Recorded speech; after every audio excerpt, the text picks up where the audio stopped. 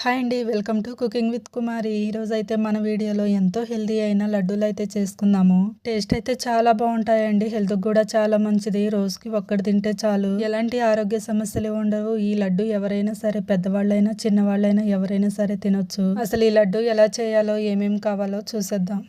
పల్లీలు, పెసలు, మినువులు, రాగులు, జొన్నలు, పచ్చిశనగపప్పు, బాదం పప్పు, జీడిపప్పు, ఉలవలు, పంకిన్ సీడ్స్, సన్ఫ్లవర్ సీడ్స్, పిస్తా, సన్నగా కట్ చేసి పెట్టుకున్న ఖర్జూర, అలానే సజ్జలు కూడా తీసుకున్నాం. ఇవన్నీ కూడా ఎంతెంత క్వాంటిటీలో తీసుకోవాలో చూద్దాము. ముందుగా పల్లీలు అయితే 200 గ్రామ్స్ వరకు తీసుకున్నానండి. 200 గ్రామ్స్ సజ్జలు, అలానే ఖర్జూర అది మీ ఇష్టం అండి, ఎంతైనా వేసుకోవచ్చు. పెసలు కూడా 200 గ్రామ్స్, 100 గ్రామ్స్ జొన్నలు, 100 గ్రామ్స్ పచ్చిశనగపప్పు, 100 గ్రామ్స్ రాగులు, 100 గ్రామ్స్ మినువులు, ఇంకా డ్రై ఫ్రూట్స్ వచ్చేసరికి డ్రై ఫ్రూట్స్ మీ ఇష్టం అండి, ఎన్నైనా వేసుకోవచ్చు. నేనైతే 100 గ్రామ్స్ అయితే తీసుకున్నాను. ఉలవలు కూడా 100 గ్రామ్సే తీసుకున్నాను.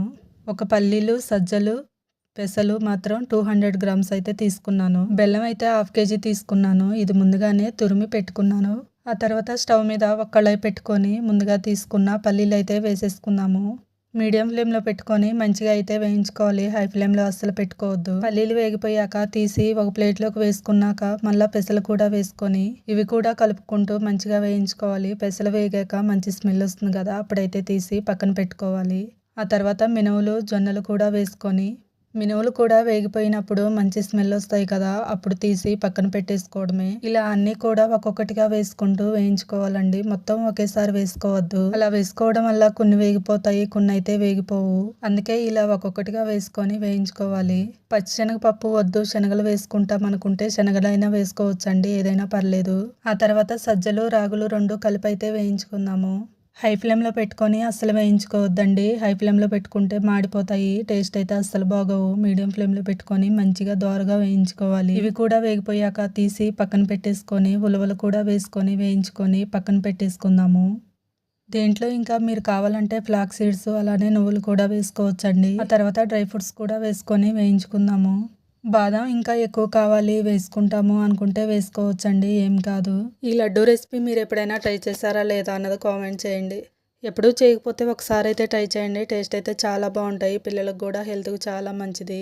ఈ లడ్డూలో కూడా మనం పంచదార ఏమీ వాడకుండా బెల్లమే వాడుతున్నాం కాబట్టి ఏం కాదు. ఇవి కూడా వేగిపోయాక తీసి పక్కన పెట్టేసుకొని పూర్తిగా చల్లగా అయ్యేంత వరకు అయితే పక్కన పెట్టుకోవాలి.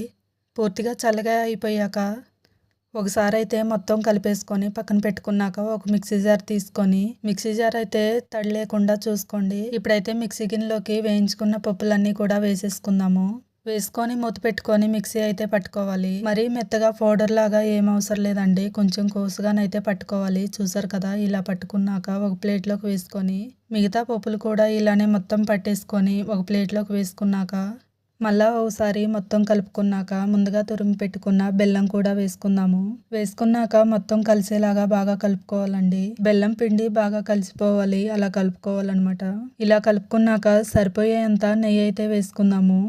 నాకైతే ఈ పిండి మొత్తానికి 1 కప్పు నెయ్యి అయితే పట్టింది, అంటే ఒక 250 గ్రామ్స్ అయితే పట్టింది. నెయ్యి కూడా వేసుకున్నాక కలిపేసుకున్నాక ముందుగా సన్నగా కట్ చేసి పెట్టుకున్న ఖర్జూరాన్ని అయితే వేసుకుందాము. ఇవి ఇలా సన్నగా కట్ చేసుకోవచ్చు, లేదంటే మెత్తగా మిక్సీ పట్టుకొనైనా వేసుకోవచ్చు. ఇలా కట్ చేసుకొని వేసుకోవడం వల్ల తినేటప్పుడు అయితే టేస్ట్ అయితే చాలా బాగుంటుందండి. అందుకే నేనైతే కట్ చేసుకొని వేసుకున్నాను. మీరు కావాలంటే మెత్తగా మిక్సీ పట్టుకొనైనా వేసుకోవచ్చు. వేసుకున్నాక మొత్తం ఒకసారి కలిపేసుకొని లడ్డూలాగా చుట్టేసుకోవటమే. మీకు నచ్చిన సైజులో చుట్టేసుకోవచ్చండి. నేను చేస్తుంటే మా పాప కూడా వచ్చి నేను కూడా చేస్తానని నవ్విస్తుంది. మా పిల్లలకైతే ఈ లడ్డూలు బాగా నచ్చాయండి. మీ పిల్లలకు కూడా నచ్చేలాగా మీరు కూడా చేసి పెట్టండి, ఇష్టంగా తింటారు. ఈ లడ్డూలు అయితే పిల్లలకి ఈవినింగ్ స్నాక్స్ లాగైనా బాక్స్లో పెట్టొచ్చండి, ఏం కాదు. ఈ లడ్డూలు మీరు కూడా ట్రై చేసి ఎలా వచ్చిందో కామెంట్ చేయండి. అలానే వీడియో నచ్చితే మీ friends and family members share చేసి సబ్స్క్రైబ్ చేసుకొని ఫాలో అవ్వండి. మీకేమన్నా రెసిపీస్ కావాలంటే కామెంట్ చేయండి. వెళ్తూ చిన్న లైక్ ఇవ్వచ్చుగా. Thank you for the watching. Bye.